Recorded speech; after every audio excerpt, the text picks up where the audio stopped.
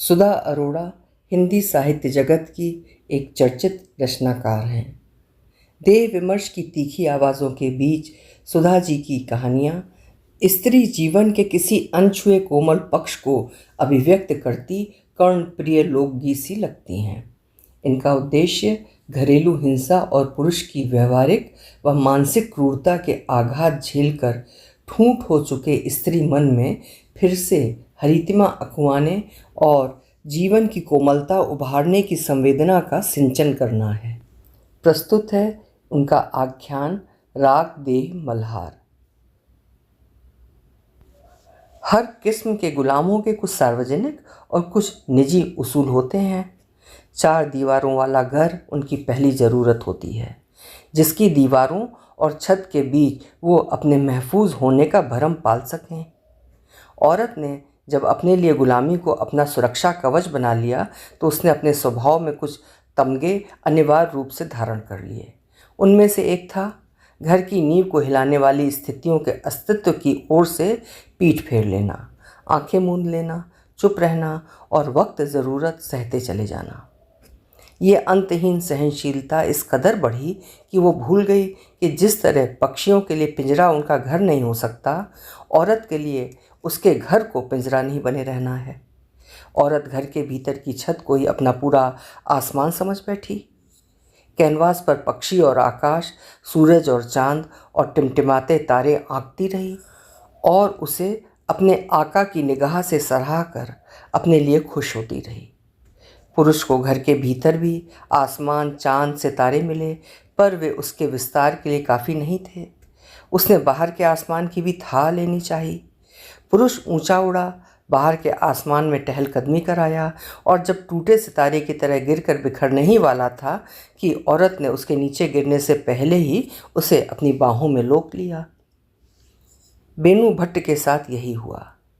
घुमौरियाँ खा खा कर बिस्तर पर रहती बेनू भट्ट अपने को भूल अपनी सांसें समेटते बिलखते पति की तीमारदारी में लग गई। अंत भला सो सब भला।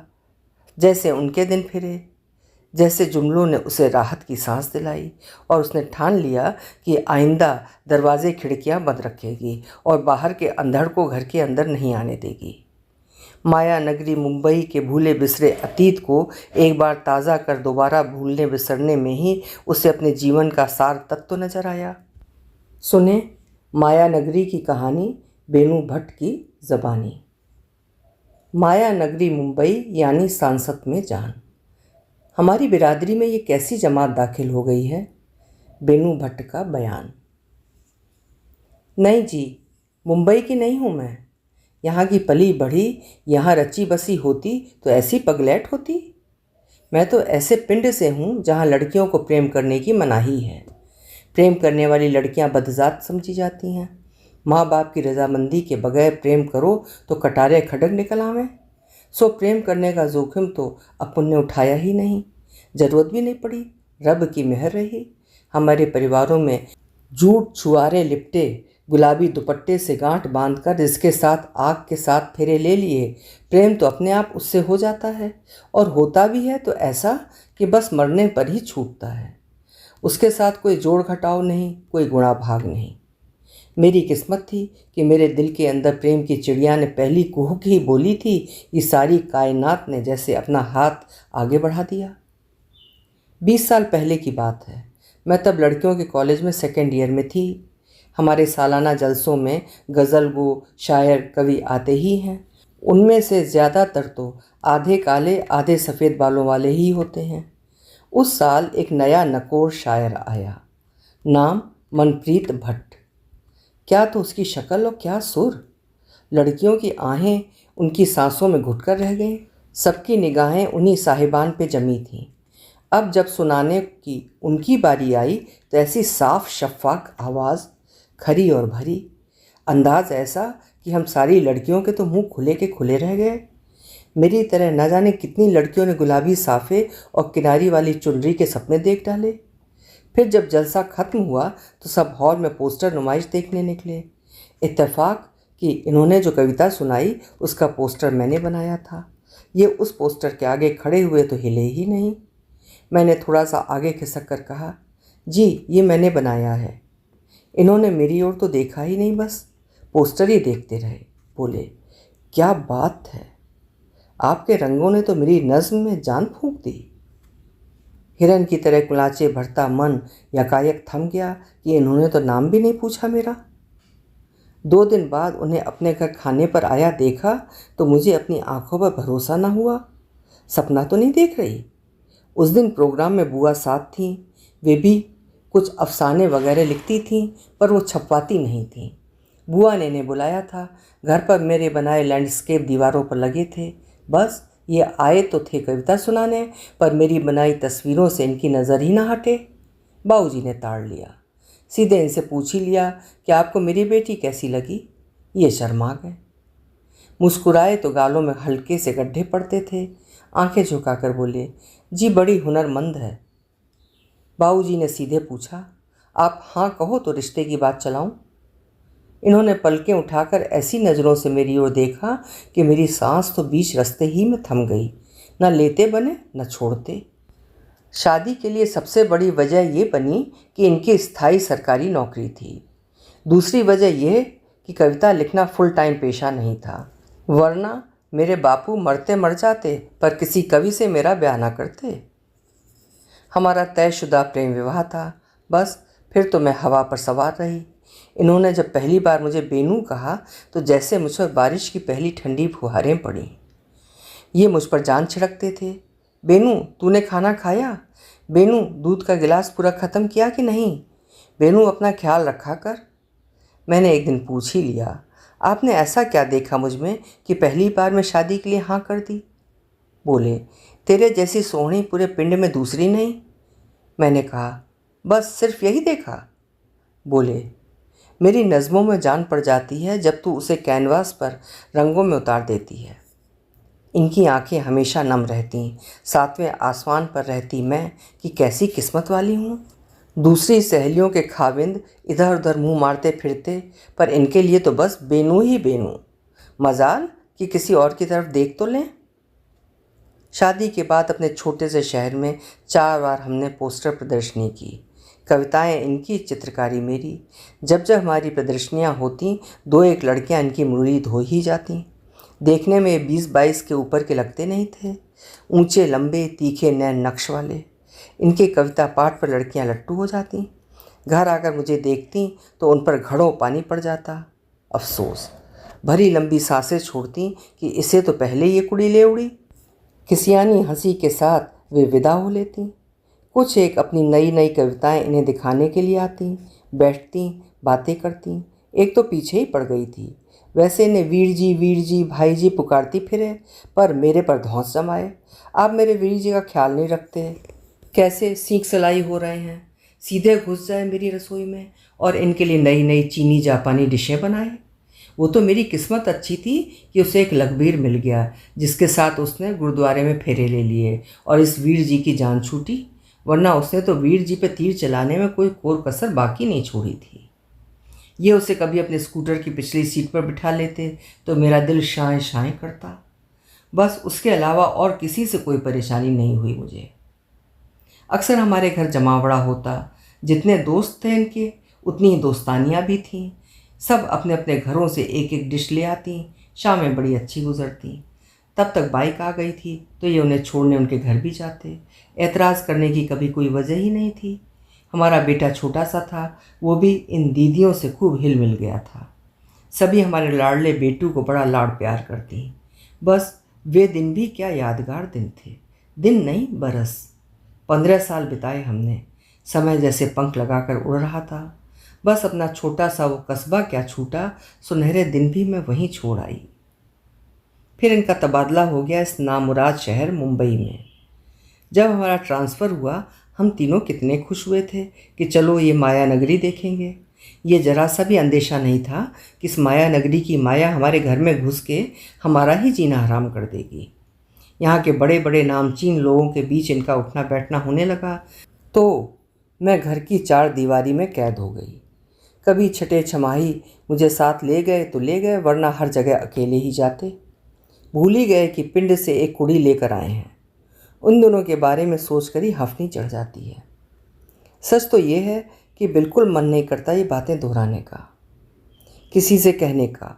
ये टीसते हुए हादसे हैं जिन्हें बीतना ही होता है, बीत भी जाते हैं पर अपनी खरोंच छोड़ जाते हैं। उन्हें जरा सा खुरचते ही पता चलता है कि अब भी गीले हैं जख्म, ये जल्दी सूखते नहीं। इसलिए हमारे रास्ते के बीच में ये जब भी आते हैं उन्हें अनदेखा कर हम अपना रास्ता बदल आगे बढ़ लेते हैं। कोई भी हादसा पहले आपको सजा देता है, फिर सबक। मेरी सज़ा भी पूरी हुई, बड़े चाबुक लगे जी मन पर, तब जाके सबक मिला। बोलते टीस उठती है, फिर भी कोशिश करती हूँ कि आपके सामने उसका बयान कर सकूँ। उस माया की अच्छी खासी काया थी, उम्र दराज लड़की थी, लगीन के आगे पीछे घूमने। लड़की तो नहीं कहना चाहिए उसे, पर जब तक शादी ना हो 40-45 साल की औरतें भी लड़की ही कहलाती हैं। वो तो बाद में पता चला कि 2-2 शादियाँ की थी उसने, दोनों सिरे ना चढ़ी। अब इसने छोड़ा या इसके मर्दों ने, वो तो रब ही जाने। खैर मैंने तवज्जो ना दी, सोचा ये भी ऐसी फितूरी लड़कियों में होगी जो हैंडसम दिखने वाले कवियों को अपना खुदा, अपना रोल मॉडल समझने लगती हैं। पर इस खुदा की बंदी ने तो इनके जिस्म पर अपने निशान ऐसे छोड़े कि उन्हें मिटाने में मेरी जई तई मतलब ऐसी की तैसी हो गई, बस कुछ ना पूछो। जब वो पहली बार मेरे घर आई मुझे तभी कहीं कुछ गड़बड़ लगा, जैसे धुआंधार बारिश के पहले का धुआंसा आसमान देखने पर लगता है, या जैसे सुबह सवेरे कोई अपशगुनी सपना आपके दिल की धड़कनों को बेसुरा कर दे, या तवे पर सिकती रोटी की फूंक निकलकर अचानक उंगलियां जला दे। उस दिन भी कहीं कोई झोल था। मुझे वैसा न लगा जैसा अपने शहर की कुड़ियों को देखकर लगता था जो इन पे जान छिड़कती थीं। कमरे के अंदर वो ऐसे घुसी जैसे घर के चप्पे चप्पे से वाकफियत है। मेरे गले में अपनी बाहें डाल दी। बेनू, मैं मोहिनी हूँ। मैं औचक, ना मैंने अपना नाम बताया ना उसका पूछा, पर वो तो ऐसे मिली जैसे पता नहीं कब की पहचान है। ये थोड़ा शर्मा गए। फिर उन्होंने बताया कि ये टीचर है, कहीं पढ़ाती है। मैंने कहा जी ज़रूर पढ़ाती होगी। इन्होंने कहा बड़ी इल्मी है। मैंने कहा तो नहीं पर सोचा जी ज़रूर होगी इल्मी, मुझे तो तिलिस्मी नज़र आ रही है। इस इल्म से पहली मुलाकात में दहशत सी हो रही थी। मन ही मन सोचूं कि इल्म देने वाले की एक डिग्निटी होती है, उठने बैठने का एक सलीका होता है, बात करने की तमीज़ होती है। इसमें तो ऐसा कुछ था ही नहीं। इतना बड़ा मुंह फाड़कर हंसती थी कि हमारे घरों में तो जी मर्द भी इतना चौड़ा हंसे तो बेअदबी समझी जाती है। और नाम था उसका भुवन मोहिनी। फरलांग भर लंबा, सांवली सलोनी सी, आंखों में काजल के लंबे तीर कमान काढ़े। पता नहीं क्यों मेरी नसों में झुरझुरी सी होने लगी। मुझे तब समझ में नहीं आया था हम बीवियां अपनी तीसरी आंख को हमेशा बंद ही रखना चाहती हैं। हर परेशान करने वाले जलजले को घर के पिछवाड़े फेंक देती हैं ताकि वो कभी दिखाई न दे। ये नहीं पता होता कि वो जलजला पिछवाड़े सिमट कर बैठे रहने के लिए नहीं आया, वो तो आपके आसपास की हवा के ताज़े रेशों में कलौंद छोड़ता घर का सारा सुख चैन अपने साथ उड़ा ले जाने वाला है। बस ये जलजला जब तब हमारे घर का रुख कर बैठे, अपने आप ही हमारे घर परिवार का एक हिस्सा बन गई। बेटू को बेटू कहने लगी, बेनू को बेनू। बार बार बेटू को कहे, मैं तो तेरी दीदी हूँ, मुझे दीदी बुला सकते हो। बेटू ने उसकी एक ना सुनी, आंटी कहना शुरू किया, आखिर तक आंटी ही कहता रहा। एक शुक्रवार की बात है, ये ऑफिस से लौटे और 15 मिनट बाद मोहिनी आ गई। कहने लगी कल तो छुट्टी है, आज की शाम प्रीत के नाम। उसने प्रीत जिस तरह लहक कर जिस लहजे में कहा, मैं ताकती रह गई। वहाँ भी सब इन्हें प्रीत कहते थे, लड़कियाँ भी, पर मुझे कभी अखरा नहीं। मेरे चेहरे पर एक रंग आए एक जाए। उसने भांप लिया। मेरी ठुड्डी पर अपना अंगूठा दबा चिढ़ाने के अंदाज में कहने लगी, अरे मेरी बेनू, तुझे बुरा लगता है मैं तेरे प्रीत को प्रीत कहती हूँ? तो गनीमत है उसे पता नहीं था कि मैं इन्हें प्रीत नहीं मन्ना कहती हूँ। मैंने होठों को ज़बरदस्ती खींचकर थोड़ा मुस्कुराकर कहा, नहीं, बुरा क्यों लगे भला, इनको सारे ही वहाँ प्रीत कहते थे, आपकी जो मर्जी आए सो बोलो। अपनी ही आवाज़ पराई सी लगी, जैसे मुझे परे कर मेरे भीतर से कोई और ही बोल रहा है। मैं रसोई में चली गई। कमरे में लौटी और चाय नाश्ते की ट्रे हाथ में नीचे रखी तो क्या देखती हूँ, वो बड़े प्यार से इनकी आंखों में झांकती हुई इनके मुंह में कौर डाल रही है और ये मुंह उधर घुमा रहे हैं। मैं अचानक बुत सी थिर गई। मुझे देखकर वही हाथ मेरे मुंह की ओर बढ़ा दिया। आ बेनू, तू भी खा, मेरी माई बहुत बढ़िया बनाती है। खुले टिफ़िन बॉक्स में अंकुरित चने और साबुत मूंग थे। मैंने कोई जवाब नहीं दिया। उसने मुझे अपने पास खींच लिया। अरे, तुम्हारे प्रीत को अपना टिफ़िन खिला रही थी तो क्या हो गया? बाजू से मेरे कंधे को घेरती। देख बेनू, ये मुंबई है, यहाँ मर्द और औरत की दोस्ती में कोई फ़र्क नहीं। हम तो वैसे ही दोस्त हैं जैसे लड़की लड़की होती है, मर्द औरत वाली दोस्ती नहीं होती हममें। मैं तो सुनती रह गई। ऐसी बातें तो किसी लड़की के मुंह से पहले सुनी नहीं थी। मैं कुछ बोलूं कि इसने प्रीत का हाथ अपने हाथ में जकड़ लिया और मेरी ओर मुखातिब हुई। अब देख, मैंने इसे यहाँ छुआ, और प्रीत सच बताना, तुम्हें कुछ हुआ नहीं ना? वो इनका हाथ अपनी दोनों हथेलियों में कसकर बैठ गई।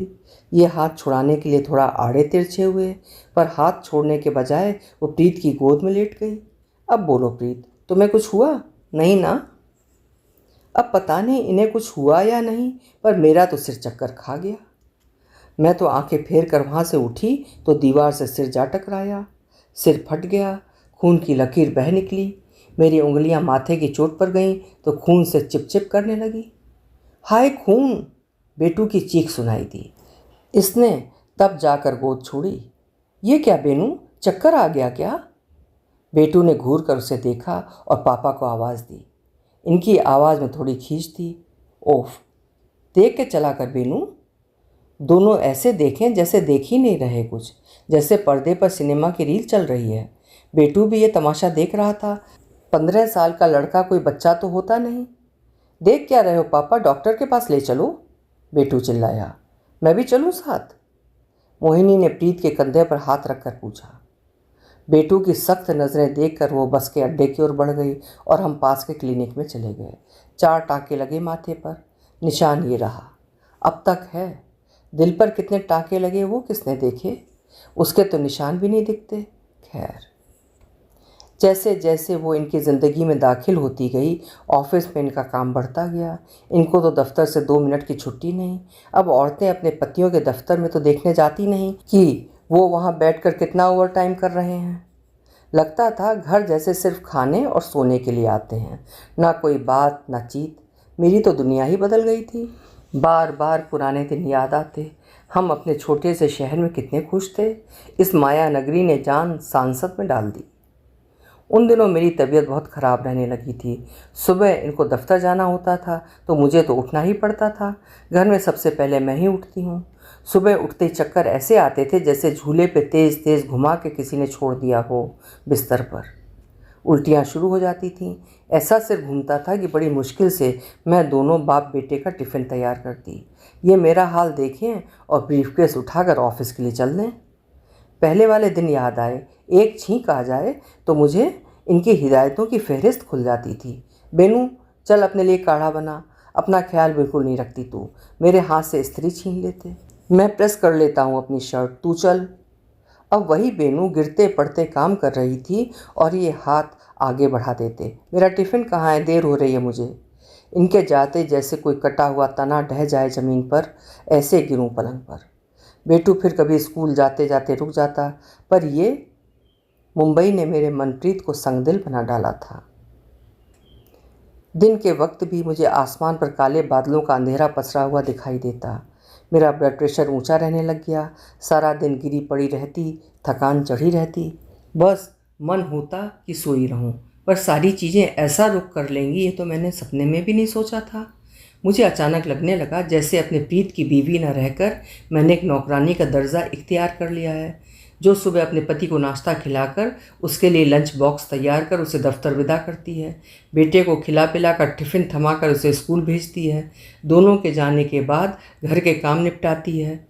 बेटू लौटता, उसे शाम को कोचिंग क्लास जाना होता। सारे दिन की धकम पेल के बाद रात को इनके लौटने का इंतज़ार करती रहती और ये रोज़ देर से आते। मैं लाड़ से कहती, मन्ना इतनी इतनी देर तक काम? ये कुढ़ के कहते, ये मुंबई है, तेरा पिंड नहीं। इतने बड़े महानगर में रहने की कीमत चुकानी पड़ती है, नहीं तो कोई दूसरा आपकी कुर्सी पर बैठकर आपको बेदखल कर देगा। बेदखल तो मैं हो रही थी अपने ओहदे से। वो बेनू बेनू करने वाला मेरा शौहर कहाँ गुम हो गया था इस बेदम मुंबई में। मैं गीली आंखें लेकर सुबकना शुरू करती। जवाब में इनके खर्राटे सुनती। एक तो देर से आना, ऊपर से आते ही खाना खाया और बिस्तर पर लेटे नहीं कि नाक बजनी शुरू। बिस्तर पर लेटते ही चीखें मार मार कर रोने को मेरा मन होता और कलेजा हौल कर ऊपर को आता और मैं उसे थपका कर नीचे ढकेल देती। लगता अपना रोना सुनाकर इनकी नींद क्यों खराब करूं? इन्हें तो सुबह उठकर काम पर निकलना है।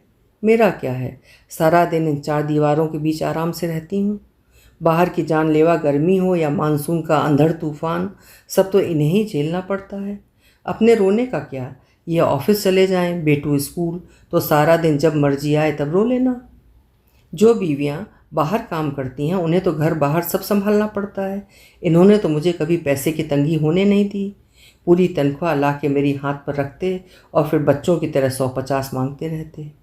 ऐसे फर्राक दिल शौहर कितनों को नसीब होते हैं भला। पर कुछ था जो बिना शिकन की चादर पर भी पिन सा चुभ रहा था। क्या था वो, जो समझ में ही आ जाता तो निकालना फेंकती। पहले हमेशा ये अपनी नई लिखी हर एक नज़्म मुझे सुनाते थे। अब सुनाना बंद कर दिया तो मेरे ब्रश के रेशे भी सूख कर करने लगे। मैं कैनवास पर रंग सजाना ही भूल गई। हर वक्त जिस्म थका टूटा और मन दुचित्ता सा रहता। तब समझ में ना आया कि मन की टूटन बाहर फूटी पड़ रही थी तो जिस पिंजर ने मन को संभाल रखा था उसमें भी तरेड़ें तो पड़नी ही थी। जो बीत गया कैसे बीता अब समझ में आ रहा है। उलझे हुए पजल्स के सारे टूटे हुए सिरे तो अब आकर जुड़ रहे हैं। सारे कुंडे तो एक एक कर अब खुल रहे हैं। आजकल ये ऑफिस से जल्दी ही लौट आते हैं, नहीं तो 3 साल से तो इनके घर लौटने का कोई वक्त ही नहीं था। कितना मन होता था कि जल्दी आ जाया करें दफ्तर से, हम साथ बैठकर चाय पिएं, बेटू के साथ गले में बाहें डालकर ये बातें करें। आखिर इनसे लंबाई में सिर निकालने लगा है। बेटे के पैर में बाप का जूता आने लगे तो बाप की छाती चौड़ी हो जाती है। पर नहीं, किस मर्द ने आज तक अपनी बीवी की बात सुनी है जो ये सुनते। उस दिन जब ये लौटे तो रेडियो FM पर गाना आ रहा था, तू ही मेरी शब है सुबह है। जैसे ही कमरे के अंदर आए ये गाना सुना, भड़क गए। ये क्या रेडियो पर हर वक्त ऊल जलूल गाने सुनती रहती हो? मैं हैरान, ये गाना कोई पहली बार तो नहीं आ रहा था, 50 बार आता रहता है। मारे गुस्से के तड़ाक से रेडियो बंद करने की जगह मेन स्विच ही बंद कर दिया। उसी स्विच से बेटे का PC भी लगा हुआ था, वो कुछ काम कर रहा था। उसने अपना लिखा हुआ सेव नहीं किया था, सो भड़क गया। पापा, ये क्या तमाशा है, मेरे आधे घंटे का काम इरेज हो गया। क्या हो गया है आपको? इस गाने से आपकी क्या दुश्मनी है? ये थोड़ा सा पकाए। गाने से मेरी कोई दुश्मनी नहीं, पर यह घर है या पान की दुकान? जब देखो सड़क छाप गाने बजते रहते हैं। आदमी घर आता है तो उसे शांति चाहिए होती है कि नहीं? सड़क छाप गाना? मेरे कान में इनके शब्द की टंकार बजी। मेरी याददाश्त अभी इतनी भी कमज़ोर नहीं हुई है। मुझे याद आया, 1.5-2 साल पहले की ही तो बात है, 14 फरवरी को, जब भी वो वैलेंटाइन डे होता है। इनके बैग में से गुलाबी कार्ड झांक रहा था। उसका रंग देखकर मैंने खोल लिया कि शायद किसी प्रोग्राम का निमंत्रण होगा। देखा तो उसमें बड़ी घुमावदार हैंड राइटिंग में सिर्फ 4 लाइनें लिखी थीं। तू वक्त मेरे लिए है, मैं हूँ तेरा लम्हा, कैसे रहेगा भला होके तू मुझसे जुदा। मैंने उलट पुलट कर देखा, डॉट्स के आगे पीछे ऊपर नीचे कहीं किसी का नाम नहीं। बस ये 4 लाइनें जैसे अपना पता ठिकाना ढूंढती लावारिस सी भटक रही थी। मेरे हाथ में जैसे ही कार्ड देखा ये भड़क गए। ये क्या हो रहा है, मेरे ब्रीफकेस की तलाशी क्यों ली जा रही है? मैंने हंसकर कहा, क्यों जी, ये बेनामी प्रेमिका कौन है? अपना नाम भी नहीं लिखा। ये थोड़ा हकलाए, फिर संभल कर बोले, नीचे नाम नहीं लिखा, ऊपर मेरा नाम लिखा है क्या? ये किसी ने किसी के लिए लिखा है, मुझे देने के लिए कहा है। मैंने फिर हंसकर पूछा, आप प्रेमी प्रेमिकाओं के बीच डाक डिलीवरी कब से करने लगे? इन्होंने मेरी आंखों में अपने लिए भरोसा और इस कार्ड को दरकिनार कर देना देख लिया और मुझे बाहों से घेर कर बोले, मैं तो तेरे से शादी करके मारा गया, मुझे कौन घास डालेगा भला इस उम्र में? हाँ बोल। बात आई गई हो गई। मैं ये भी भूल गई कि एक बार अपने बेसुरे सुर में इसी गाने की लाइनें गुनगुना रहे थे। आंखें तेरी शबनमी, चेहरा तेरा आईना, तू है उदासी भरी कोई हसीन दास्तां। कैसी अजीब बात है ना, 3 साल से इनका प्रेम चल रहा था, मुझे भनक तक ना लगी। हम बीवियां भी जाने किस मिट्टी की बनी होती हैं। ये देर से आ रहे हैं, कोई बात नहीं जी, दफ्तर में काम होगा। ठीक से बात नहीं करते, दफ्तर के कामकाज के 100 सरदर्द होते हैं। बार बार फ़ोन पर मैसेज आते हैं, आते होंगे। कोई मेरी तरह घर पर थोड़े ही बैठे रहते हैं कि ना कोई सहेली ना दोस्त। ख्याल ही नहीं आया कि किसी औरत के साथ ऐसा टाँका भिड़ा हुआ होगा। अब जब वो इन्हें धक्का देकर इनके ही करोड़पति दोस्त के साथ 5 स्टार होटलों और रिजॉर्टों में जाने लगी, तब ये शराब में गोते खाने लगे। रात को सपने में उसका नाम बड़बड़ाने लगे। बस कुछ न पूछो कैसे दिन देखे हमने। तौबा, क्या दिन थे वो भी। ये तो ऐसे पागल से हो गए थे, रोज़ पीने बैठ जाते। मैंने कहा, अच्छी भली छोड़ दी थी शराब, अब क्या पी पी कर जान दे दोगे। ये रोज़ रोने लग जाते। मुझे रब माफ़ नहीं करेगा, मैंने तेरे साथ बड़ा धोखा किया है। अजीब बात थी, पीना शुरू होते ही रोना शुरू हो जाता, फिर पीना तो बंद हो जाता पर रोना बंद ना होता। कितना प्यार करूं, चाव मल्हार करूं कि चलो भूल जाओ, जो हो गया जाने दो। एक नशे से उबरने के लिए दूसरे नशे का सहारा लेने लगे, जो इनके लीवर को कुतरने लगा। अब ये बातें किसी से बताने को तो है नहीं, इसलिए सब्र करके बैठी हूँ। किसी से कहो तो अपनी ही चादर में पड़े सुराख दिखाओ। एक दिन आधी रात को मेरे पैरों को पकड़कर पहले तो खूब रोए, फिर मेरे हाथों को पकड़कर अपने गालों पर तड़ातड़ तमाचे जड़ने लगे। मैंने कहा, ये क्या पागलपन कर रहे हो जी। ये रोते जाएं और मेरे हाथों से अपने चेहरे पर थप्पड़ लगाते जाएं। तू मुझे मार मार, मैंने तेरे जैसी देवी के साथ धोखा किया है, मैं तेरे लायक नहीं हूँ। बीवियाँ ऐसे ही मौक़ों पर देवियाँ नज़र आने लगती हैं। वैसे तो उनके इंसान होने पर भी शक होता है। जब मैं लुढ़कते पुढ़कते भी गधी की तरह घर के काम काज में खट रही थी, तो इन्हें अपनी कमीज़ पर एक छोटा सा दाग भी बर्दाश्त नहीं होता था। दोबारा धोने में डाल देते। मेरी हथेलियाँ खुश्क हो जाती, पर इनकी शर्ट के दाग को हटाए बिना मुझे चैन न मिलता। आखिर सुबह से रात तक नौकरी में खटते जो थे, उसी वक्त जरा सख्ती बढ़ती होती तो पता चल जाता कि नौकरी के बाद किसकी ड्यूटी बजा रहे थे। पर अब जो सिर पर बला आ पड़ी थी, उसमें गिले शिकवे की गुंजाइश ही कहाँ थी। उसमें से पहले तो इन्हें साबुत बाहर निकालना था। मैंने कहा, क्या नौटंकी कर रहे हो जी, हटाओ, मैं मारूं आपको, ऐसी पागल हूँ मैं। बस ये कहना था कि इनका तो रोना और तेज हो गया। बेनू बेनू, तू मुझे मार मार। मेरी हथेलियाँ पकड़ कर अपने गालों पर खुद ही मारते जाएं। मैंने प्यार से इनका चेहरा हाथ में लिया और कहा, मन्ना, आप मेरे लायक हो या नहीं, ये मैं तय करूँगी कि आप। ये तो जैसे पागल हो गए। जितना मैं प्यार करूँ, जितना लाड़ करूँ, उतना रोते जाएं। तुझे पता है, मैं तुझे छोड़कर दूसरी शादी करने वाला था। किसी दिन वो मुझे घसीट कर बांद्रा कोर्ट में मैरिज रजिस्ट्रार के दफ्तर में ले जाती ना, तो मैं उससे शादी कर लेता। मैंने कहा, दिमाग ख़राब हो गया है क्या, क्यों भद्दा मजाक कर रहे हो। ये रोते चीखते अपने हाथों से फिर चेहरा पीटने लगे। मैंने समझाने की कोशिश की, बेटा जवान हो रहा है, उसकी तो शर्म करो, सुनेगा तो क्या सोचेगा कि पापा पागल हो गए हैं। इनकी आंखें तो सावन भादों की झड़ी हो रही थीं। उसे भी बोल मुझे पीटे, मुझे मारे, मैं उसका बाप कहलाने के लायक नहीं हूँ। फिर एक रात बोले, वो ये गाना गाती थी, मेरे हाथ में तेरा हाथ हो, सारी जन्नतें मेरे साथ हों, हो जाए फ़ना। फ़ना तो उसने मुझे कर दिया। इनका एलपी रिकॉर्ड चल पड़ा था। 14 फरवरी को वैलेंटाइन डे पर उसी ने मुझे वो गुलाबी कार्ड दिया था, ये लिखकर, तू वक्त है मेरा, मैं हूँ तेरा लम्हा। सारे फिल्मी गानों में से जुमले चुरा लेती थी और मैं उन जुमलों को उसकी कविता, उसका प्रेम समझता रहा। उसके सारे लंद फंद ने मुझे बर्बाद कर दिया। मैं पत्थर की मूरत बनी जहाँ थी वहीं खड़ी रह गई। अपने प्रेम और मेरे साथ बेवफाई की कहानी मेरे ही सामने बयान कर रहे हैं, और कोई ना मिला इन्हें। उस सांवली सलोनी के लिए ये बर्बाद हो गए। अपनी बीवी और इकलौते बेटे का लाड़ मल्हार भी इन्हें आबाद नहीं कर सका। बर्बाद करने वाली को खुद बाहर से उठा कर लाए, हमारे सिर पर बिठा दिया, और अब ऐलान कर रहे हैं कि बर्बादी के फटे छितड़े को हम रफू करें। हम जैसे किसी गिनती में ही नहीं आते। मेरे तो दिमाग ने काम करना बंद कर दिया था। इन्होंने ऐसी चिंगाड़ शुरू की कि अपने सारे गिले शिकवे तो मैं भूल ही गई। मन्ना फूट फूट कर रो रहे थे। मैंने उससे कहा था, मैं अराजक आदमी हूँ, मेरे पीछे मत पड़। उसने मुझे नहीं छोड़ा। बदजात कमीनी औरत, ख़त्म कर दिया मुझे, खा गई मुझे। मैं इनकी ज़ुबान सुनकर सन्न रह गई। किसी लड़के के लिए कभी ऐसी गालियाँ इनके मुँह से नहीं सुनी थी। आपस में दोस्त एक दूसरे को साला वाला हरामी वरामी कह लेते थे बस। मैंने कहा, आप ऐसी बातें मत करो जी।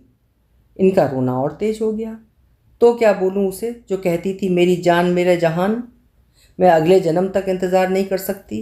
बाद में तो बेसुध होकर मैं सब कुछ भूल गया था बेनू कि मेरा कोई घर संसार भी है।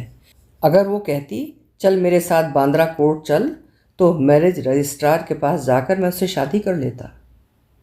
इनके रिकॉर्ड की सुई अटक गई थी। बार बार एक ही जुमला, एक ही बात। मैं उससे शादी कर लेता, शादी कर लेता। शादी ना हुई भला गुड्डे गुड़ियों का खेल हो गया।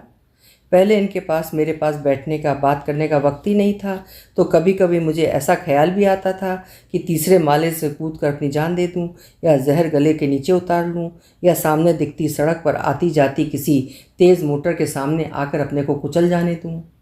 अब इनका पीना और इनकी बकवास सुनकर मन होता था उस बेशरम बेहया चुड़ैल को गुत्त पकड़ के इनके सामने ला सुट्टूं कि मोहिनी की बच्ची देख अपने मजनू मनप्रीत का क्या हाल कर दिया है तूने।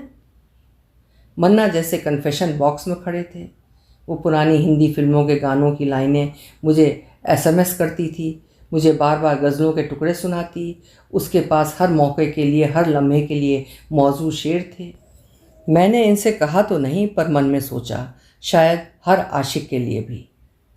अब आशिक तो आपस में महबूबा के भेजे हुए शेर शेयर नहीं करते ना, तो हर आशिक समझता था कि ये उसी के लिए कहा गया एक्सक्लूसिव नायाब जुमला है, और उस जुमले पर 100 जान से कुर्बान होता चला जाता। एक दिन फिर अंधाधुंध पी ली और मेरे पीछे पड़ गए। ला ला चाकू, ला चाकू। मैंने खींच कर कहा, चाकू का क्या करना है, मुझे चाकू मारोगे या अपने को। बस रोते जाएं, बोलते जाएं, चाकू ला, चाकू ला।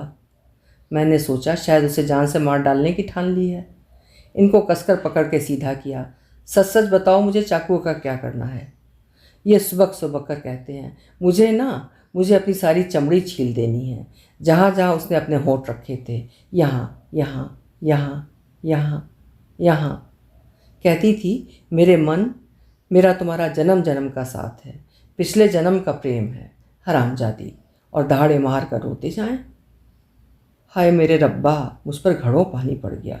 कोई लड़की किसी कवि से कभी ब्याह न करे। ये मर्द है या मोम का पुतला। वारे मेरे मन प्रीत भट्ट। एक लड़की ने धोखा क्या दिया, अपनी चमड़ी छीलने को तैयार हो गए।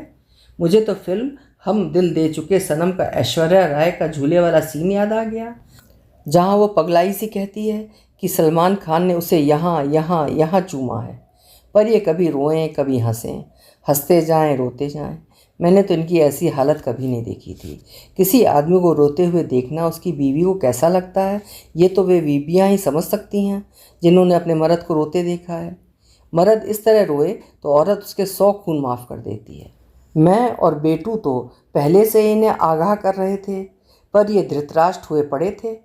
कसूरवार कौन था। आखिर मुझे गुस्सा आया। इन्हें ज़्यादा पीने से चढ़ गई थी, तभी अल्लम गल्लम बोले जा रहे थे, बस एक ही रट, चाकूला चाकूला चाकूला। कहते हुए शर्म आती है, लेकिन मैंने सचमुच इनके आंसुओं से तरबतर हुए गालों पर 2 थप्पड़ जड़ दिए। जिंदगी में पहली बार मैंने इन पर हाथ उठाया, तब जाकर इनका रोना रुका। तौबा, किसी बीबी ने ऐसे दिन ना देखे होंगे जैसे इनका प्रेम का किस्सा ख़त्म होने पर मैंने देखे। मुझे इन पर गुस्सा आने की जगह तरस आता कि मेरा ये लंबा ऊंचा शहज़ादा उस ठिंगू सी औरत के पीछे ऐसे दीवाना कैसे हो गया। खैर, वो रात बीती, सुबह हुई। ये सो ही रहे थे, ऑफिस भी नहीं गए।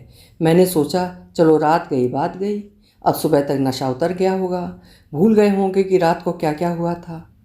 सुबह बेटू को स्कूल भेज कर मैं रसोई का खलेरा समेट ही रही थी कि बाथरूम से ज़ोर ज़ोर से मेरा नाम पुकारने की इनकी आवाज़ आई। Bennu, Bennu. मैंने पूछा क्या हो गया। कहने लगे तू अंदर आ। मैंने कहा अंदर आके मैं क्या करूँगी, बाहर रसोई का खलेरा समेटना है, आपका डिब्बा तैयार कर रही हूँ। वैसे तो इनके ऑफिस में खाना बहुत बढ़िया मिलता था, पर इनकी लीवर की प्रॉब्लम के चलते मैं बगैर घी तेल का, बिना मिर्च मसाले का घर का सादा खाना ही देती थी। अब इनकी रोती बिलखती आवाज़ आई, अरे छड्ड परे मेरा डब्बा शब्बा, तू इत्थे आ तक, मैनू कुछ हो गया। मैं घबराई। बाथरूम का दरवाज़ा बस उड़खाया हुआ था, सिटकनी नहीं लगी थी। ठेल कर अंदर गई। अंदर नल खुला था, पानी बह रहा था, नल से भी और इनकी आंखों से भी। बहते पानी के नीचे पत्थर से बैठे थे। देखा साबुन से बाहें घिसते जा रहे हैं और रोते जा रहे हैं। मुझे लगा इन पर तो कोई बला चढ़ गई है, दिमाग खराब हो गया इनका। मैंने हाथ पकड़कर बाहर खींचा। बहुत हो गया नहाना, अब उठो। इन्होंने मुझे अपने पास बिठा लिया और कहने लगे, देख मैंने कितना साबुन लगाया पर उसके निशान है कि हटते ही नहीं। मुझे डॉक्टर के पास ले चल बेनू, मुझे कोई स्किन डिजीज़ हो गई है। मेरे हाथ पैरों पर कैसे काले काले दाग हो गए हैं, इन पर दवा लगानी है। मेरा रंग खराब हो गया है, मेरा जिस्म स्याह पड़ गया है। ये पिछले जन्म का बैर निकाला है उसने। बोलते वक्त ऐसे फूट फूट कर रोए जैसे घर में कोई मौत हो गई हो। हे मेरे परमात्मा, क्या करूं इनका, मेरी तो मति मारी गई। मैंने इनके पानी टपकते बदन पर तौलिया लपेटा और किसी तरह पोंछ पाँच कर भीतर लाई। नहाने के बाद ये फिर निठाल होकर लेट गए। रात को लगता है कुछ ज़्यादा ही पी ली थी। इनके लेटने के बाद मैं साइकेट्रिस्ट के पास गई। हमारे घर के पास ही एक पॉलीक्लिनिक था। मुझे रोते देख अपॉइंटमेंट जल्दी मिल गया।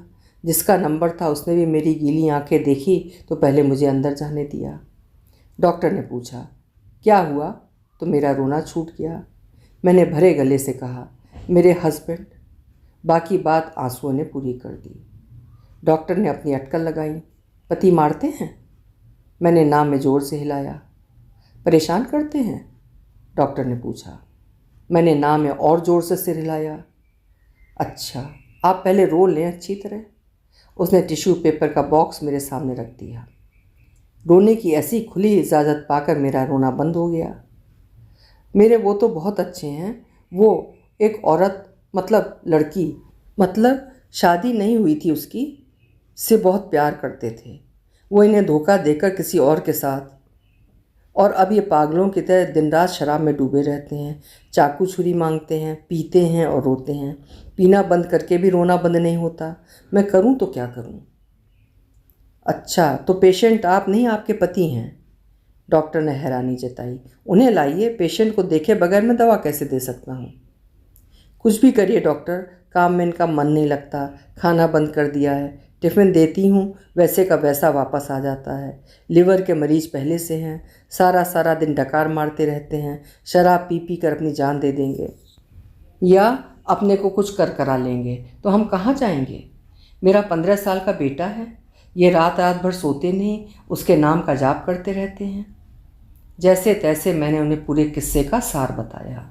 उसने सारी बात सुनी और कहा, चलिए उन्हें रात को ये दवा दे दीजिए। एक रात अच्छी नींद सो लें तो मेरे पास ले आइए। इनको दवा दी, 2 टैबलेट रात को दी तो ये 1 घंटे बाद खर्राटे मारने लगे। मैं सारी रात सोचती रही कि आखिर इनका ऐसा हाल क्यों हो रहा है।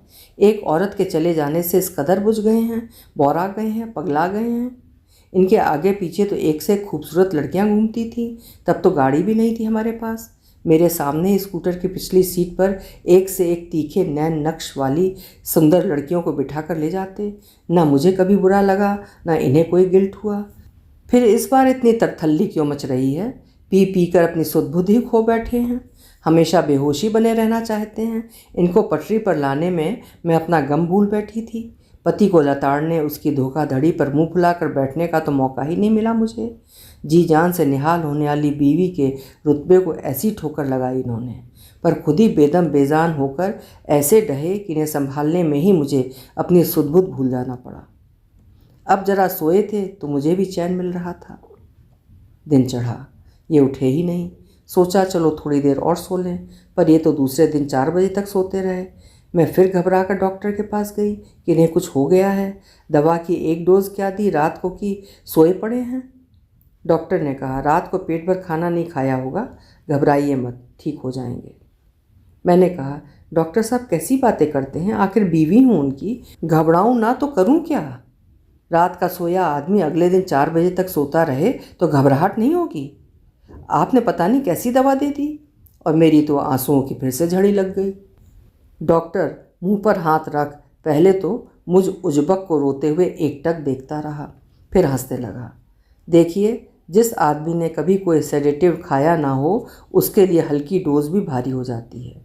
आपने उनकी जो हालत बताई थी उसके हिसाब से उन्हें यही दवा चाहिए थी, और हो सकता है आपको तो अब बताया हो पर महीनों से चैन की नींद सोए ना हो और इस दवा ने ऐसा असर किया।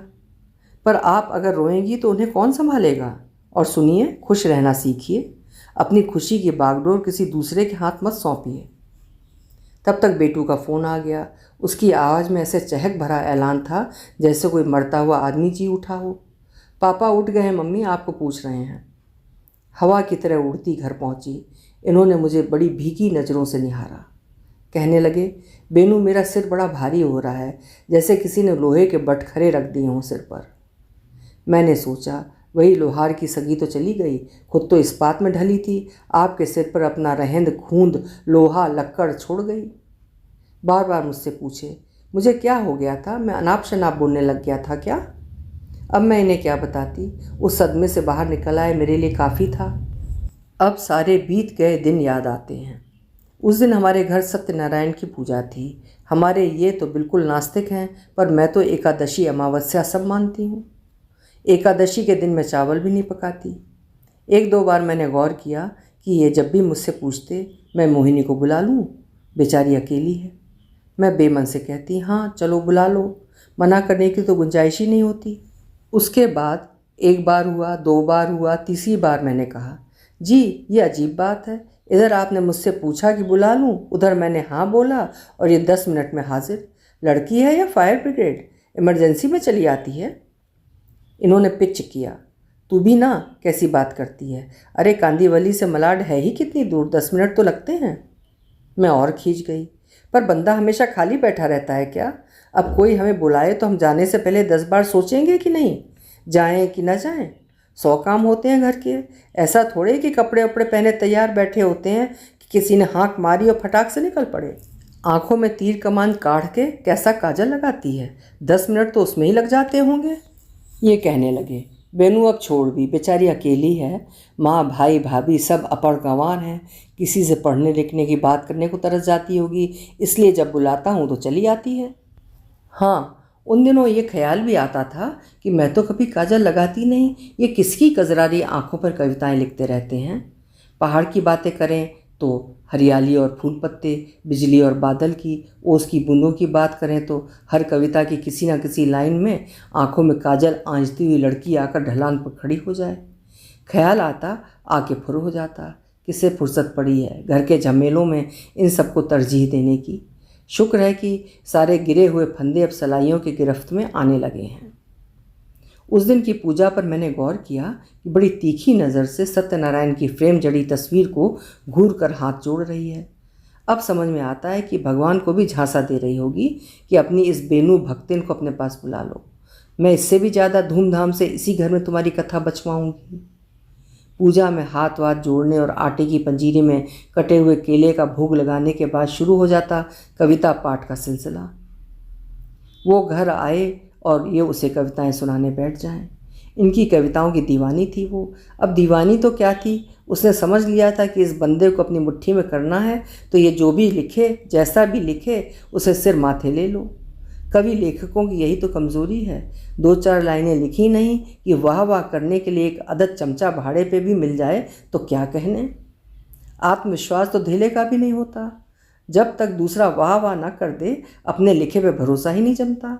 और जी, वो ऐसे वाह वाह करे जैसे गालिब की गज़ल पर दाद दे रही हो। बीच बीच में कहे, ये लाइन ज़रा फिर से पढ़कर सुनाओ, और ये अपने ही लिखे हुए पर बाग बाग हुए जाते। एक एक लाइन 3-3 बार पढ़कर सुनाते। अब वो खुद भी कुछ लिखने विखने लगी थी, जो सुनाए तो ये उसमें इतनी काट छाट करें कि कागज़ पे कुछ पढ़ा ही ना जाए, फिर खुद ही अपने हाथ से पूरा लिख कर उसे पकड़ा दें। और उसमें इतना भी सब्र नहीं कि घर ले जाए, यहीं बैठे बैठे अपनी घुमावदार राइटिंग में लिखे। उसका लिखा हर आखर ऐसे सिरे से मुड़े जैसे कोई बहते पानी में चप्पू चला रहा हो।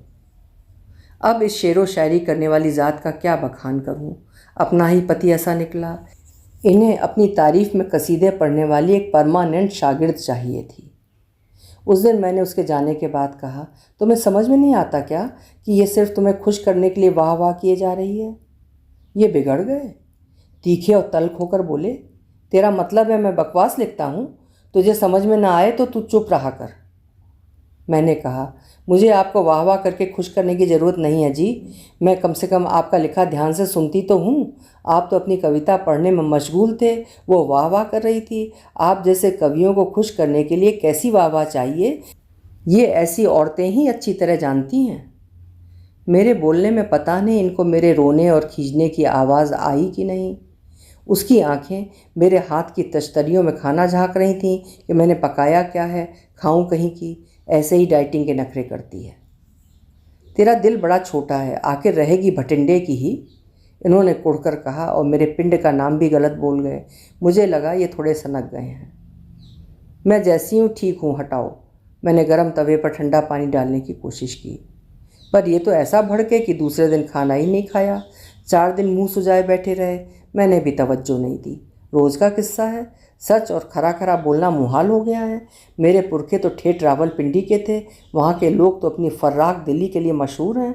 सच बोलना तो हमारे आंगन की मिट्टी में है। ऐसे फिजूल में भुलावे दे देकर झूठ मूठ की तारीफ़ें करते रहो, मुझसे नहीं होता। शायद इन्होंने ये बात उसे बता दी। उसके बाद तो वो जब भी घर आए मुझसे ढंग से बात ही ना करे। मैंने भी सोचा छोड़ो, मुझे क्या लेना देना। मेरे शौहर की खास दोस्त है, इस वास्ते थोड़ा लिहाज तो करना ही पड़ता है। वो मैं करती ही थी। फिर सुना आजकल शहर के हर अदबी प्रोग्राम में उसे साथ ले लेकर जाते हैं। मुझे पता कैसे चला, बताती हूँ।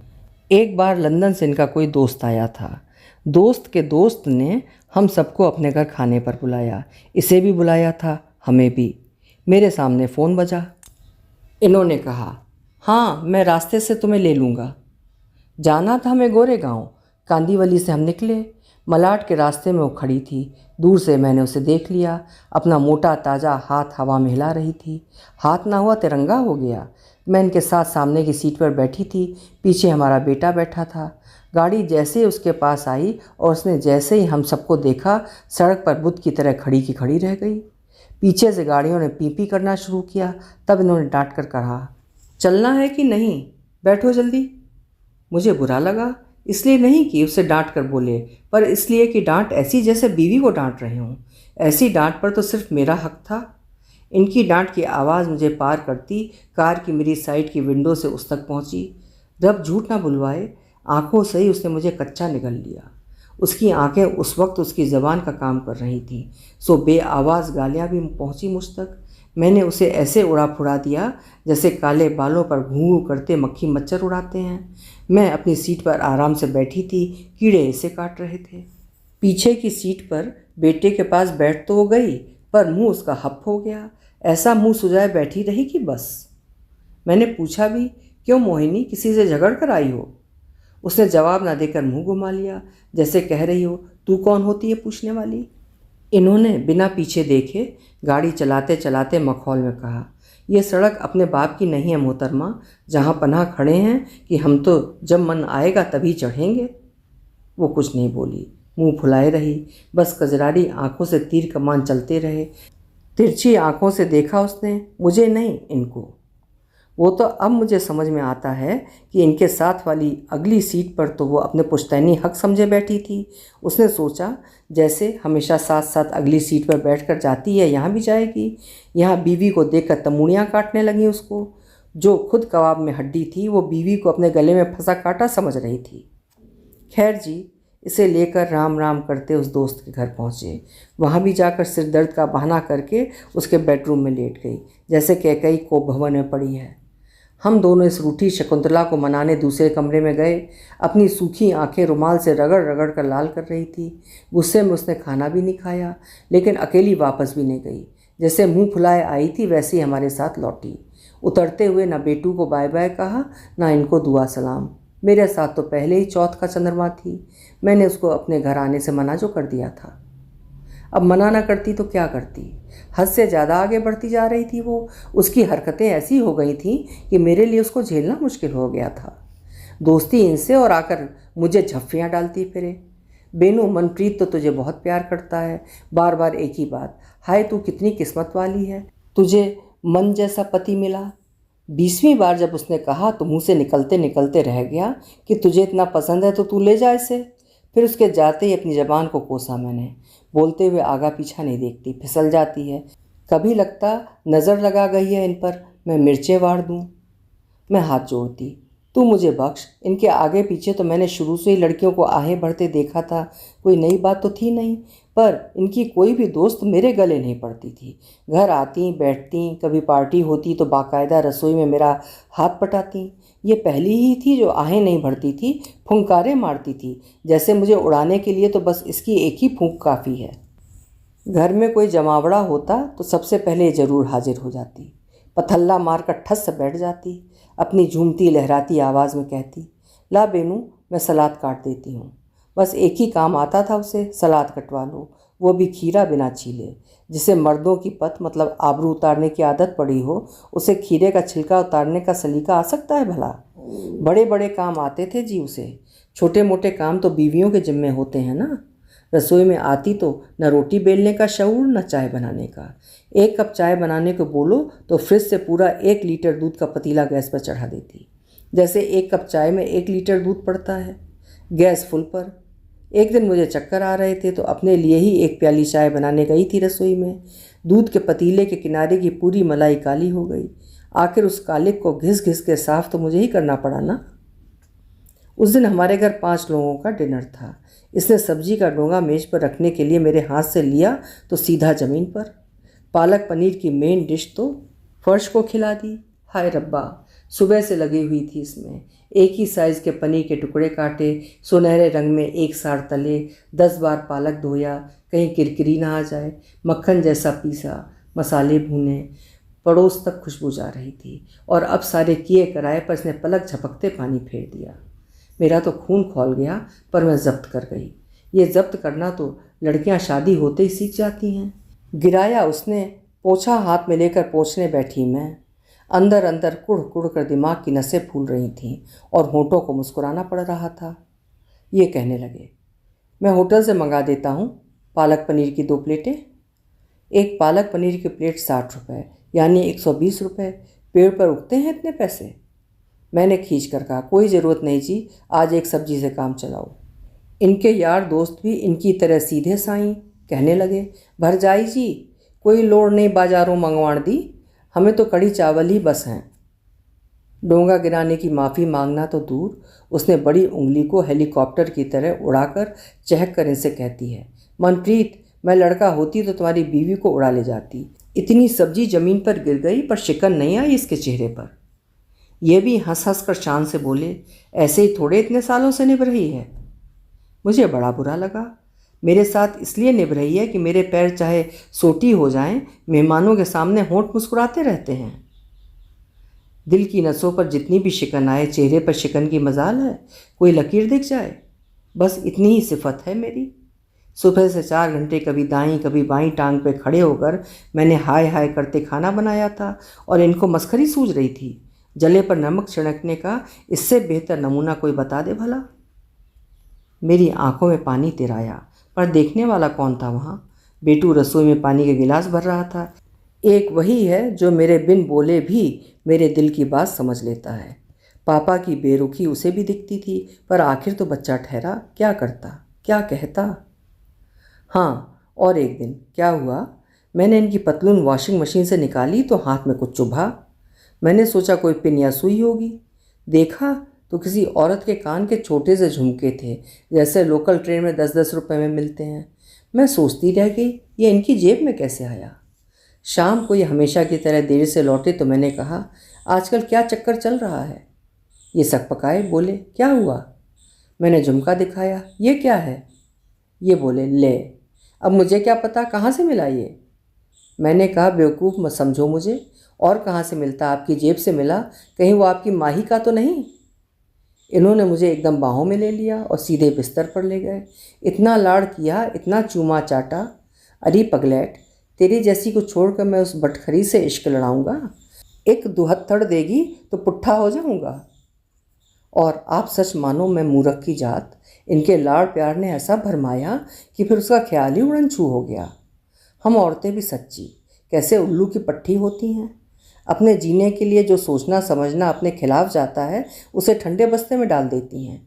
आखिर घर गृहस्थी के जंजाल, बच्चों की पढ़ाई लिखाई, उनकी परवरिश इतनी मोहलत ही नहीं देती कि पतियों की जासूसी करें। एक बार शक जरूर हुआ था जब कानपुर से इनके दोस्त देवेंद्र जी आए। कहने लगे, भरजाई जी ये क्या सुन रहा हूँ, अपना मन्ना एक भैयन के पीछे मतवाला हो रहा है। मैं हंस दी।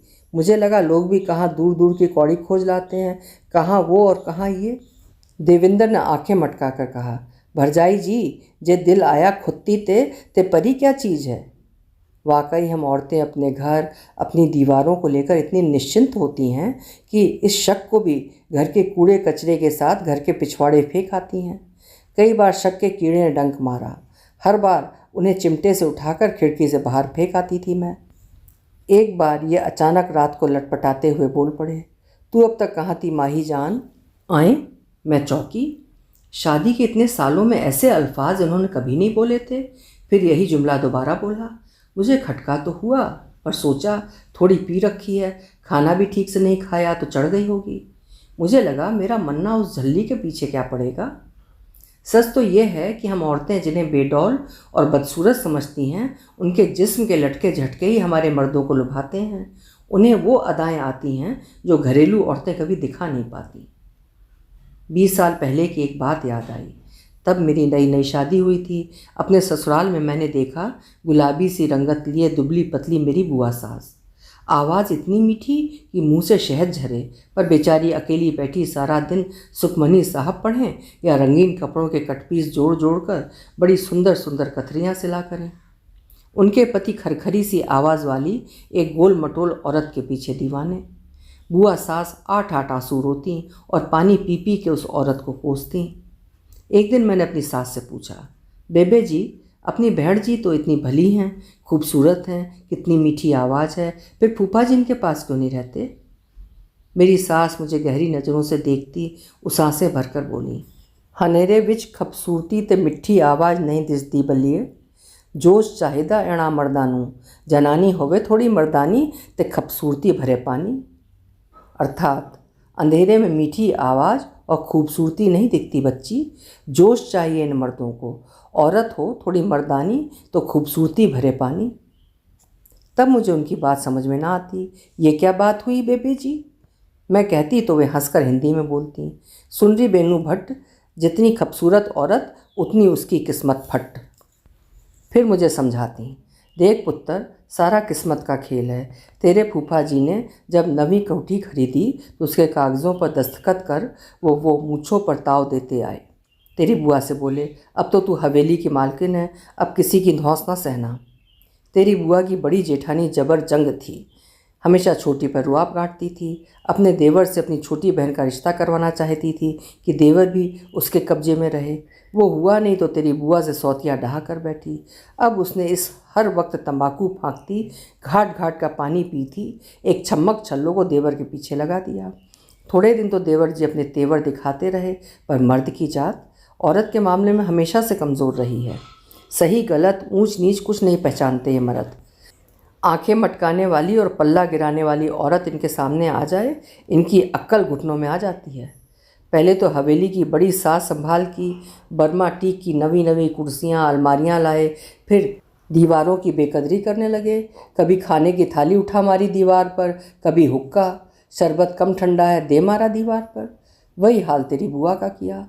अपनी करनी को सही ठहराने वास्ते तेरी बुआ पे हर वक्त मुक्के ताने रहते। बुआ ने फिर खेड़ा ही छड्डे दिता, जा साईं जितने खुशी मिले तू जा।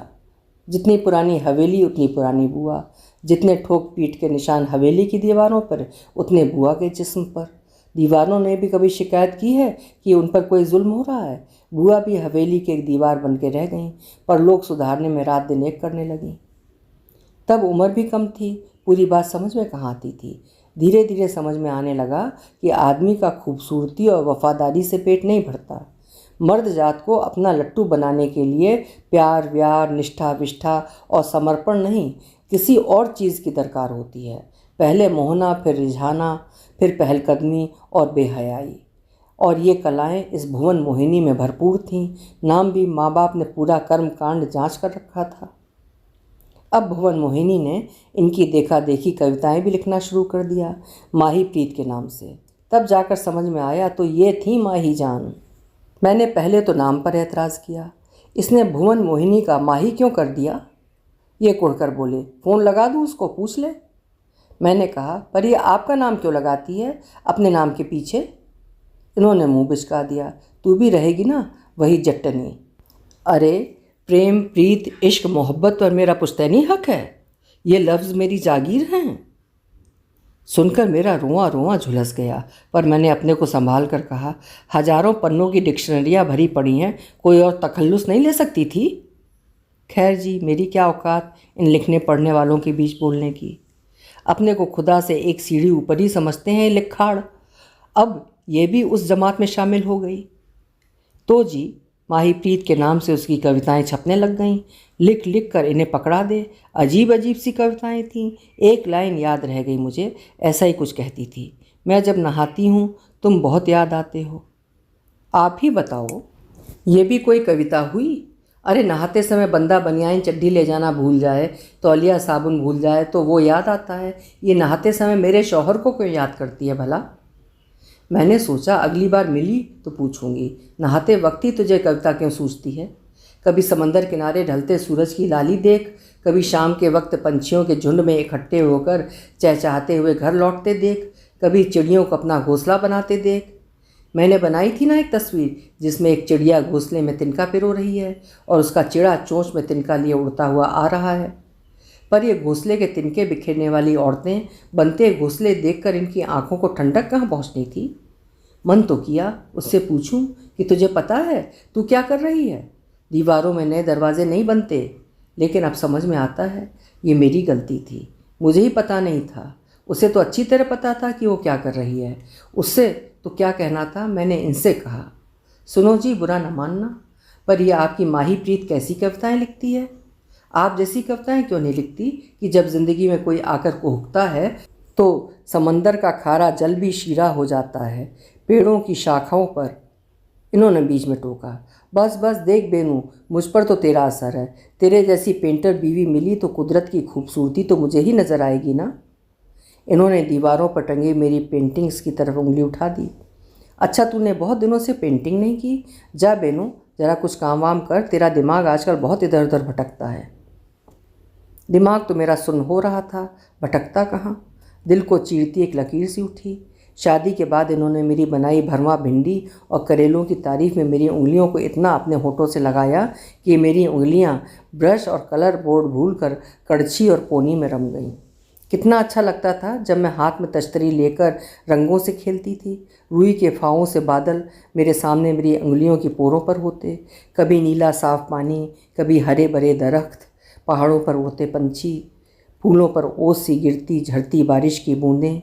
मैं तो अपने मन्ना की नज़मों और अपने रंगों की खूबसूरत वादियों में टहल रही थी कि किसी ने मुझे उठाकर खुरदुरी ज़मीन पर पटक दिया था। इस मुंबई ने हमें किस आबो हवा में झोंक दिया था। अब नई नई पैदा हुई उस कवित्री के कारनामे सुनो। एक बार वो स्टेज पर से अपनी कविता सुना रही थी। मैं भी सुनने वालों में थी। कविता का क भी उसे नहीं आता था। कहना क्या चाह रही है पता ही ना चले। कभी शब्द दाएं भाग रहे हैं, कभी बाएं। आंखें भी उसी अंदाज में, कभी दाएं जाएं कभी बाएं। कविता में कभी रेडियो बज रहा है तो कभी ग्रामोफोन। कहीं हिंदी फिल्मों के गानों के टुकड़े चिपकाए हुए हैं और कहीं कहीं तो इनकी कविताओं से लाइनें की लाइनें उड़ाई हुई। वो होठों से कविता सुना रही थी और नशे से पनीली आंखें पुरानी फिल्मों की नायिका देविका रानी की तरह बन की चिड़िया बनकर बन बन डोल रही थीं। एक लाइन पर दाईं ओर गर्दन मटकाए, दूसरी लाइन पर बाईं ओर, जिसे ये कवि अपने लिए प्रेम का खुमार समझ बैठते हैं। मेरे पीछे बैठे एक बंदे ने तो कह भी दिया, हिंदुस्तान की सबसे मशहूर मारूफ शायरा, तू एक ही काम कर, बस अपनी कविता ही सुना, आंखें और गर्दन हम मटका लेंगे।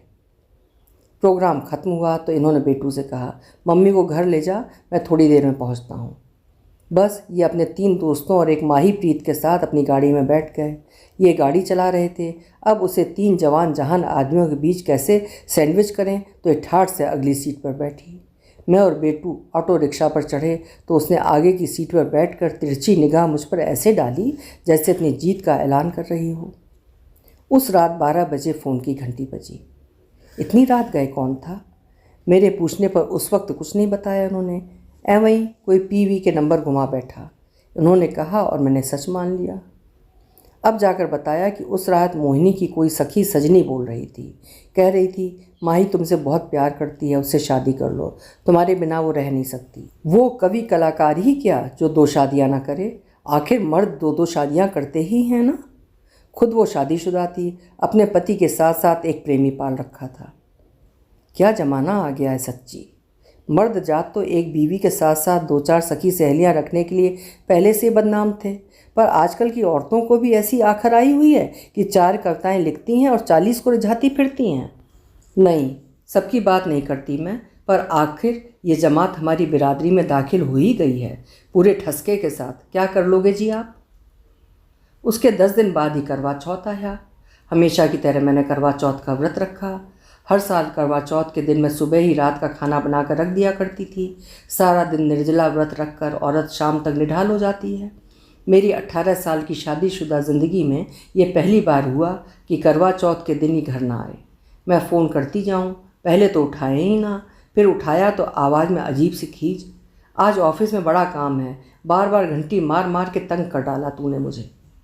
मैं रुआसी हो गई, मरी सी आवाज़ में कहा, जी आज करवा चौथ है। कहने लगे, ओहो मैं तो भूल ही गया था। तो आज खा ले खाना, मेरे बगैर खा लेगी तो पाप नहीं चढ़ेगा तुझे। उस दिन मेरा निर्जला टूटा ही नहीं, तोड़ने से पहले ही जीभ में चलाने लगा। सूखे हलक से कुछ भी ना निकला, मुंह में निवाला डालने का मन ही ना किया। बिना खोले ही डोंगे फ्रिज में रख दिए। इनका रास्ता तकते तकते रात के 12:30 बज गए। बेटू ने कम्प्लान डालकर दूध पी लिया और कहने लगा, मुझे भी भूख नहीं। ये लौटे तो मुंह से अजीब सी बू आ रही थी। जूते के तस्मे पूरे खोले बिना ही बिस्तर पर लुढ़क गए और लगे नाक बजाने। मैं जूते मोजे उतारते, आंखों से गंगा जमुना बहाते गौरजा माता से मनाती रही कि हे माता रानी, मुझे आज के दिन ही मौत दे दे। पर जिस औरत का पति नहीं सुनता, उसकी कोई माता वाता भी नहीं सुनती। करवा चौथ के दिन पापा के वक्त पर ना आने से बेटू को बड़ा गुस्सा आया। अगले शनिचर को सुबह की सैर से इनके घर लौट आने से पहले माही घर आकर जैसे ही मेरे गले में बाहें डालने को आगे बढ़ी, बेटू उठा, उसकी फैली हुई बाह को पहले हटाया और फिर कसकर पकड़ के उसे घर से निकाल दिया। आंटी मेहरबानी करके आप मेरे घर ना आएँ, मम्मी को परेशान मत करिए, पापा से काम है, बाहर ही मिलिए। वो हक्की बक्की रह गई, बोली कुछ नहीं, बस कच्चा चबा जाने वाली आंखों से देखती रही। फिर पीठ घुमाकर ऐसे निकली जैसे इस बेकदरी की आदत पड़ी हो। उस दिन पहली बार बाप बेटे में जमकर झगड़ा हुआ। बेटू को इतनी भी तहजीब नहीं कि घर आए मेहमान को बिठाए, उल्टे उसे बाहर निकाल कर उसकी बेइज्जती कर दी। जब उन्होंने उस पर तड़ाक से हाथ जमा दिया तो मुझसे चुप नहीं रहा गया।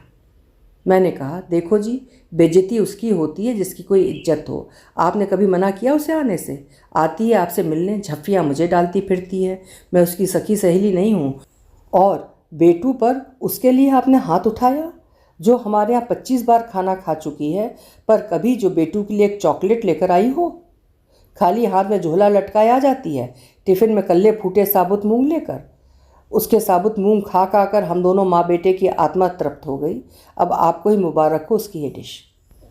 दूसरी बीवी के रोल में आने में उसने ज़रा भी वक्त बर्बाद नहीं किया।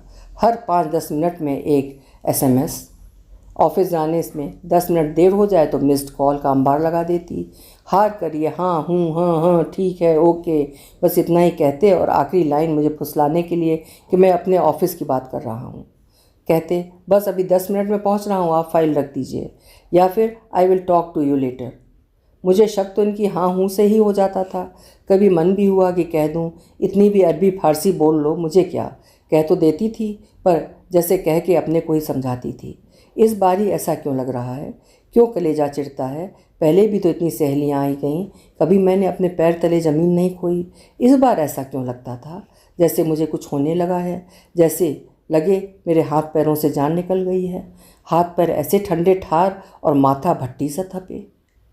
मेरी आबो हवा बदलने 2 दिन के लिए ये मुझे और बेटू को लोनावला घुमाने ले गए। वहाँ भी इससे पीछा नहीं छूटा, मार SMS पर SMS। मेरा मन होता इनके मोबाइल को उठाकर खिड़की से बाहर फेंक दूँ। कहीं चैन नहीं था, ना शहर के बाहर ना शहर के अंदर। रात के 11 बजे मिस्ड कॉल आए। ये कहें दफ्तर ने जीना मुश्किल कर रखा है। मुझे कुछ समझ ना आए, ये रात बिरात दफ्तर क्यों हमारे बीच आ जाता है। खैर जी, बीत गई सो बीतनी थी। अपनी तबीयत को संभाल कर जरा सा दोपहर को आंख लगे तो अनजानी अनसुनी आवाज़ों के फ़ोन पर फ़ोन। पता है आपके उनका माही के साथ चक्कर है, पता है वो फलाने गेस्ट हाउस के कमरे में हैं, आपका पति उसके साथ झवेरी बाज़ार में ज्वेलरी की दुकान में है, आपको पता है। फ़ोन करने वाली आवाज़ को तो मैं झिड़क देती, हाँ मुझे सब पता है भाई साहब, मेरे घर की फ़िक्र करने की ज़रूरत नहीं, मेरा पति है, मैं खुद संभालूंगी, आप अपने अपने घर संभालो। पर अंदर खलबली तो मच जाती थी। एटेन 25 मिलीग्राम से 50 और फिर 75 खानी पड़ती। मुझे क्या मालूम कौन लोग फ़ोन करते थे, क्यों करते थे। फ़ोन के मारे मैं परेशान हो गई थी। घर मेरा, पति मेरा, दुनिया जहान को मेरी चिंता सता रही थी। बेटू ने फ़ोन पर कॉलर आईडी लगवा दिया तो पता चला हर बार नंबर पीसीओ का होता था। ऐसे लोग अपने घर के नंबर से तो फ़ोन नहीं ही करेंगे ना। मत पूछो कि मैंने वो दिन कैसे गुजारे और उन दिनों से गुज़र कर ये सब देखने के लिए ज़िंदा भी रह गई, जिसके बारे में मैंने सपने में भी कभी नहीं सोचा था। आप सोचते होंगे मैंने इन्हें माफ़ क्यों कर दिया। दरअसल गलती मेरी भी थी। मैं अपने खेमे में घुसपैठ करते दुश्मन की शिनाख्त नहीं कर पाई। मैंने कभी किसी बात पर कोई सवाल ही नहीं खड़ा किया। बस जब तब वो उठे और हमारे घर चली आए। ये तो अब समझ में आता है कि ये उसे बुलाते थे तभी तो वो आती थी। आए ऐसे जैसे उनसे नहीं मुझसे मिलने चली आई है। आते ही पहले मेरे गले लगे। मुझे उसका ऐसे गलबैयाँ डालना खटकता भी था पर कोई चारा नहीं था। सहेली इनकी थी और मैं मना करती तो मुझे कूड़ मगज शक्की दिमाग की बीवी करार कर दिया जाता। आखिर मैं करती तो क्या करती। लेकिन एक कांटा दिल में ज़रूर गड़ता है कि हम बीवियां हमेशा दूसरी औरत को बुरा भला कहती रहती हैं। अपना आदमी हमें बड़ा सच्चा सुथरा लगता है। वो 7 खून करके आए तो भी मुझ जैसी बीवियां उसे माफ़ करने को तैयार बैठी होती हैं। अब क्या पता कि इस मेरे मनप्रीत ने कितनी सखी सहेलियों को स्कूटर पर घुमा घुमा कर कितने सब्ज बाग दिखाए होंगे और फिर जब जी भर गया तो उन्हें दूध की पड़ी मक्खी सा निकाल फेंका। मर्द खुद औरतों को छलता रहे, उसका पुश्तैनी हक है, पर कोई औरत उसे बेवकूफ़ बना जाए ये उससे बर्दाश्त नहीं होता। इन्हें प्रेम के छूट जाने का दंश उतना नहीं था जितना छोड़ दिए जाने का। जिसको जीतने की आदत हो इस तरह पटकनी खाकर हार जाना उसके गले नहीं उतरता। मर्दों की तो आदत होती है, एक को पकड़ा दूसरी को छोड़ा, या फिर 2 नावों पर सवार होकर साथ साथ दोनों को झांसा दिया। इस खेल पर तो मर्दों की बपौती थी, पर जब उसी खेल में एक ऐसी औरत बाजी मार ले गई जिसने पूरे शहर को अपना कोठा बना रखा था तो चाकू से अपनी चमड़ी छीलने पर उतारू हो गए। आगे जो हुआ वो तो मैं पहले ही बता चुकी। रब बचाए ऐसी मोहिनियों से। आपको पता ही नहीं चलेगा कब मोहिनी से माही बनके आपकी वाही तबाही करके ये जा वो जा। अभी आप सुन रहे थे सुधा अरोड़ा जी का लिखा हुआ आख्यान राग देह मल्हार। कुछ शिक्षा भी मिली होगी और मनोरंजन भी हुआ होगा। स्वर दिया था मैंने, यानी सीमा सिंह। अगर बेनू भट्ट की बताई हुई कहानी का दूसरा पक्ष भी आप सुनना चाहते हैं, अर्थात सिक्के के दोनों पहलू जानना चाहते हैं, तो आख्यान नंबर 2 कत्लगाह भी ज़रूर सुनिएगा। कल फिर मिलेंगे। आपका समय शुभ हो।